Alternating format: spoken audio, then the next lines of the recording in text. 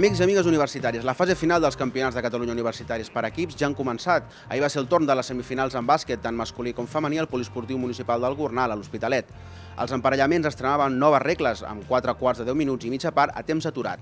En la primera semifinal masculina, la Universitat Politècnica de Catalunya es va imposar per un punt a la Universitat Ramon Llull, en un partit on el Ramon Llull va remuntar fins a 20 punts a l'últim quart, però no va ser suficient per poder accedir a les finals. En la segona semifinal masculina no hi va haver color i la Universitat de Girona es va imposar 98-59 a la Universitat Autònoma de Barcelona, en un partit on van anar guanyant des del principi i van acabar imposant-se per 39 punts d'avantatge.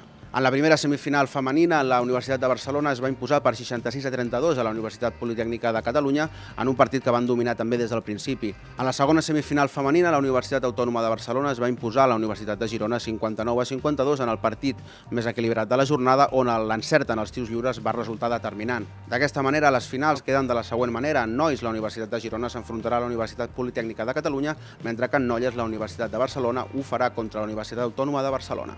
Recordeu que avui comença la fase final en futbol 7 i futbol 11. El futbol 7 es disputarà al camp de la Feixa Llarga a partir de les 10:30 del matí, mentre que en futbol 11 es disputarà al camp de Santa Eulàlia, també a l'Hospitalet, a partir de les 10:20 del matí. Com sempre, podeu fer un seguiment de la competició a través de les xarxes socials o a través de la pàgina oficial dels Campionats de Catalunya universitaris.